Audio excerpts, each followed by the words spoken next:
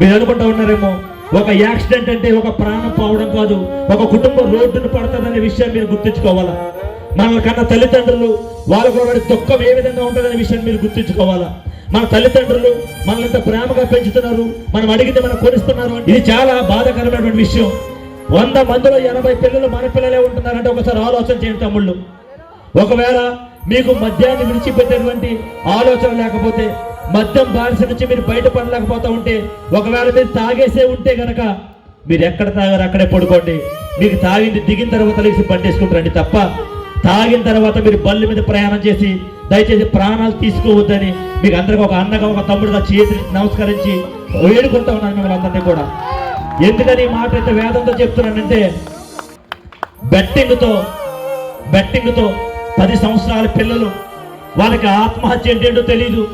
అలాంటి పిల్లలు తాళ వల్ల దూకుతూ ఉన్నారు. ఇవాళ బెట్టింగ్ పోతూ అలవాటు పడి ఆత్మహత్య ఏంటంటే తెలియని పిల్లలు ఇవాళ ఉరేసుకున్నట్టు పరిస్థితులు చూస్తూ ఉన్నాను. ఇవాళ దయచేసి తమ్ముళ్ళు, ఫ్రీగా వచ్చింది ఏది కూడా మనతో శాశ్వతంగా ఉండదు, కష్టపడకుండా వచ్చింది ఏది కూడా మనతో శాశ్వతంగా నిలబడదు.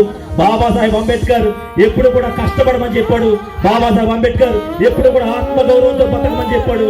అలాంటి ఆత్మగౌరవాన్ని మనమందరం కూడా బాబాసాహెబ్ వారసులుగా మనమంతా కూడా దాన్ని ఉరుకుపించుకోవాలా. బాబాసాహెబ్ అంబేద్కర్ వారసులుగా ఆత్మగౌరవంతో మనం బతకాలా.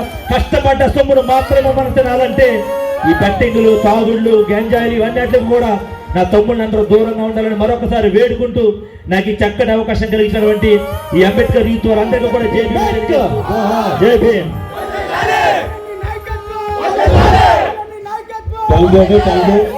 చాలా చక్కగా చెప్పండి మన నాన్నగారికి.